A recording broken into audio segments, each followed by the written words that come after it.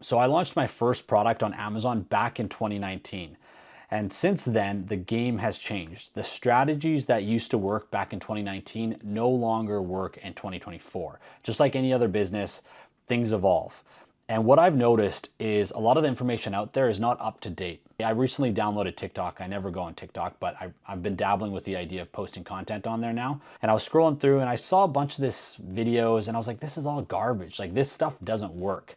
And then that kind of made me realize, I'm like, people need to know the truth. They need to know what works and what doesn't work. I'm not saying all the information out there is bad, but there's just some stuff that, like, if you actually followed what these people say, you're gonna fail and you're gonna lose a bunch of money. Like, for example, I saw some chick and she's like, oh yeah, buy this like generic product for $2 and sell it for 20, even though the product is like the worst product you could launch.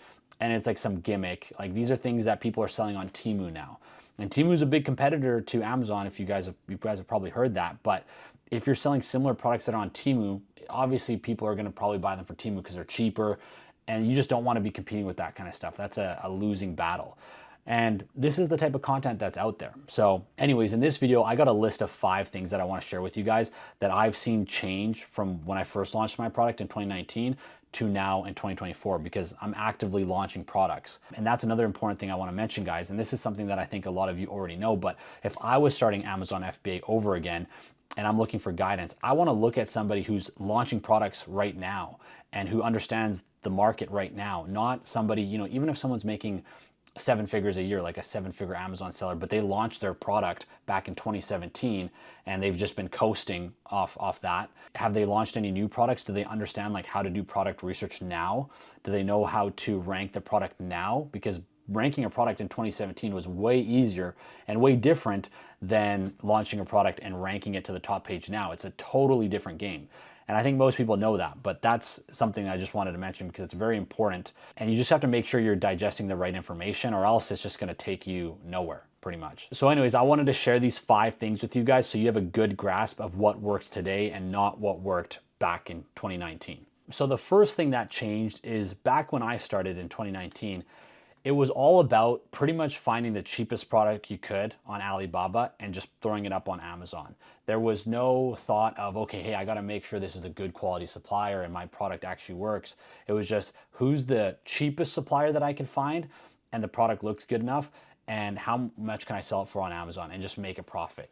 There was nothing about having a good quality product, trying to get good reviews or anything like that. It was just cheap, cheap, cheap, and that's pretty much it. Amazon had a reputation back in that day as well. It was like everything was just cheap on Amazon. Nobody was expecting the best quality products out there back in those days. Now fast forward to 2024, if you want to be successful on Amazon, you have to have a quality product. That's 100%, because now you're competing with companies like Temu, who are just Chinese suppliers, and everyone's saying, oh, that's going to wreck Amazon. Yeah, it's going to wreck you if you're selling a shitty, cheap product. But if you're actually selling a good quality product with a brand name on it and you have a brand around it, you're going to be totally fine.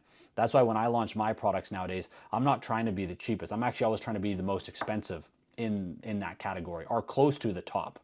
I'm not competing with the bottom feeders. So if you're launching your product in 2024, it's not about being cheap and a low quality product. It's actually about, obviously you're still trying to find a good price from the supplier, but you're trying to find a good quality supplier where you know your customers are going to be happy and you can start building a brand around that product. And this brings me to my next point. There is so many Chinese suppliers. I was actually going through all my competitors the other day for all my products, and I noticed something, that all my competitors are Chinese suppliers. And it's funny because even in my head, and I think a lot of people think that, oh, Amazon's so saturated, there's all these people that are selling on Amazon, it's just way overdone, like everybody's an Amazon FBA seller. But then when I'm looking at my competitors, everybody's from China. Like 90% of my competitors are from China. And I mean, I'm sure if you look at a lot of products in Amazon, majority of them are from China. So it's all these suppliers selling these products. And in that case, you're not really competing with other people like from the States or from Canada. You're actually just competing with these Chinese suppliers. And that might scare some of you guys. But if you actually think about it, most of these suppliers, I'm not saying all of them, but most of them have really low quality products, and they have very low quality listings, which is where we can take advantage. Because you guys have probably seen this. You go and you click on some listing, there's typos in the images, there's typos in the freaking bullet points. This is clearly a Chinese listing. the Photoshop just gives it away big time. Like 90% of the time, these photos are always Photoshopped, and it's so freaking easy to tell.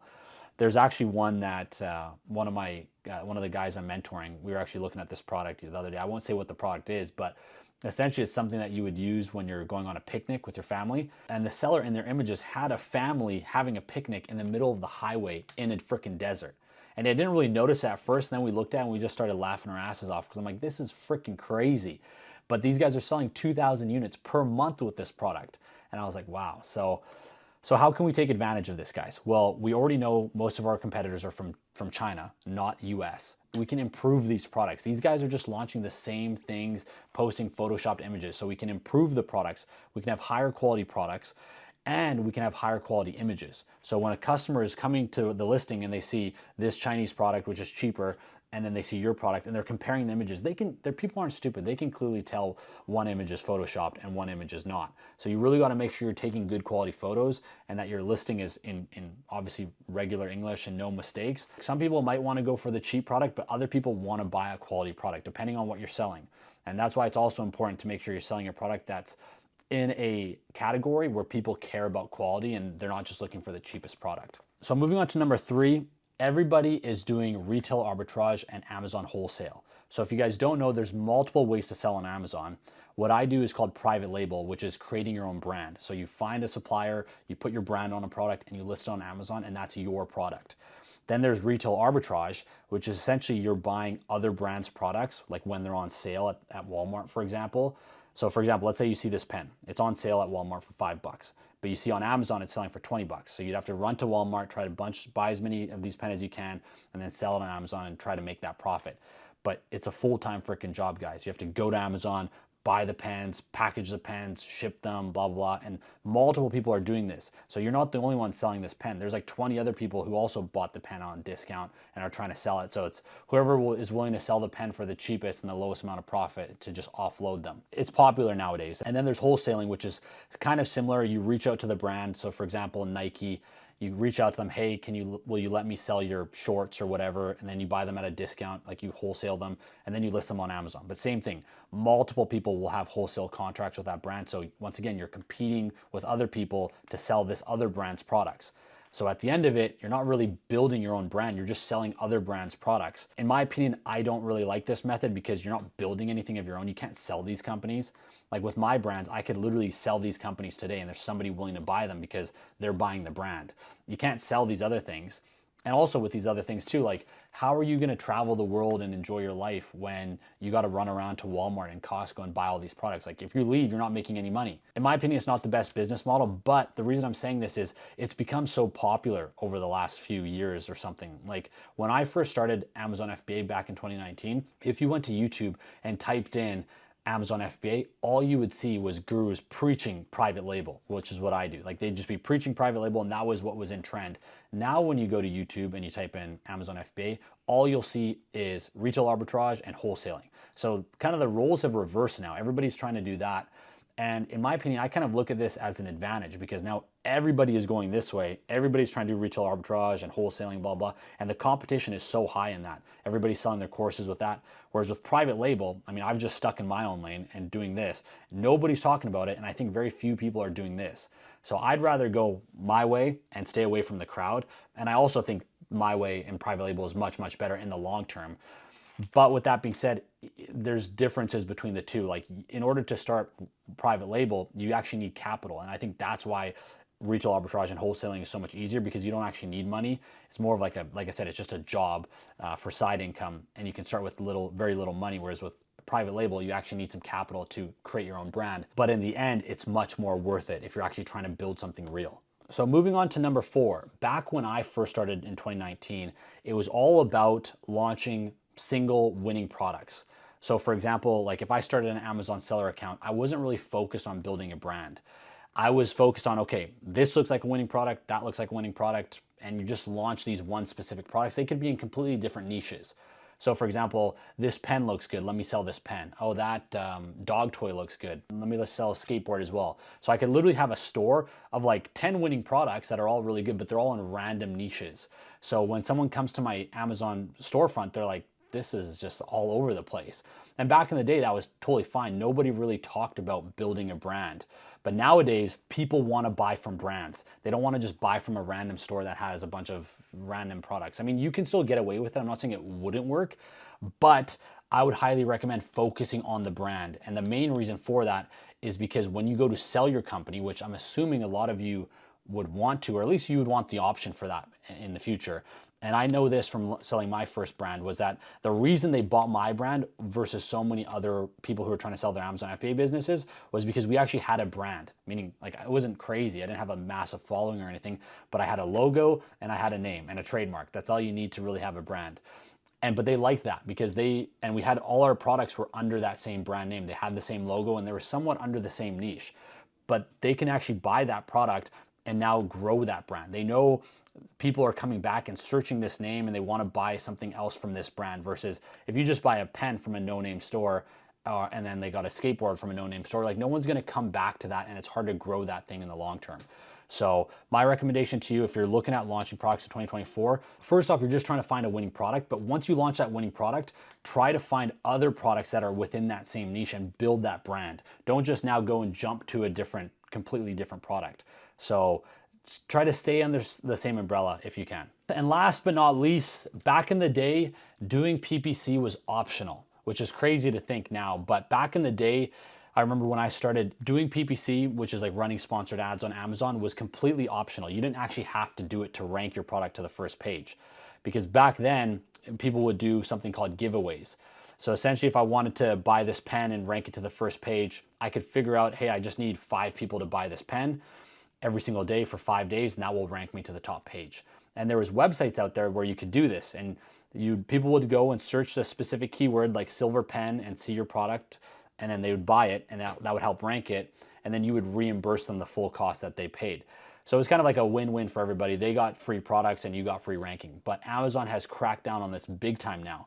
And now you have to know how to do PPC. Back then it was optional. Some people did it, some people didn't. It was just kind of an extra thing if you wanted to do it. But yeah, back then if you were able to do the giveaways, rank to the first page, organic sales would start coming in. Now it's impossible to get to the first page without doing PPC. So you have to make sure you have an effective PPC strategy and you know what you're doing. And that's another crazy thing too, guys. There's so many people out there that I know that do Amazon FBA that don't even know how to do PPC. Like I've talked to some big guys out there, and they hire, I mean, I guess they hire companies to do it, which is fine, but I personally like to know what I'm doing. So that's something that I would highly recommend you guys learn how to do properly. Watch YouTube videos on it, ask me questions about it, but learn how to do PPC, because that is going to take you very, very far, and that's what's going to really separate you from being successful and not being successful. So in conclusion, I want to share one last thing with you guys. I remember back in 2019 when I was launching my first product, like most people, I thought that Amazon FBA was oversaturated. Everybody was already doing it, and that every product was taken. And I was beating myself up because I wish I had started earlier. It was 2019. I was like, if I had only started in 2016, it would have been better. But now looking back at it, I sound so freaking stupid, because 2019 was a freaking amazing time to start. But I was, in the moment, I thought I was stupid for starting. And I think a lot of people think the same thing nowadays in 2024, even though I literally just documented myself going from 0 to 50 grand in 5 months on my channel. People still look at that and think, oh, it's too saturated. Guys, if it was so saturated, how the fuck did I do it? These aren't fake numbers. Like, I literally showed the videos. 1.8K my first month, like gradually increasing and increasing. And the reason I did that was to show you guys that it's possible. And obviously I wanted to do it for myself as well, mainly for myself, but like, you guys should see that and say, okay, well, if he did it, I can do it as well, right? It's not freaking rocket science, guys. And if you're sitting on the sidelines wanting to get into Amazon FBA, I don't know what the hell you're waiting for, guys, because there's never going to be a perfect time. If you're going to wait for 5 years, it's going to be 2029, and you're going to be thinking, oh man, I wish I started it in 2024. There's never going to be a perfect time, guys. Yeah, okay, Amazon's a little bit more saturated. Things have changed. Just like I mentioned in this video, strategies change, but there's always products you can launch. And to be honest, actually, the longer you wait, the products that you could have launched, other people are going to launch them. Just think about that for a second, actually. If you started doing product research today, you could find products and launch those products. But if you're just going to sit on the sidelines, all those products are getting taken up by other people. So I don't know what you guys are waiting for. Every day you wait, you're just delaying your success. So instead of just watching me, go out there and start taking action as well.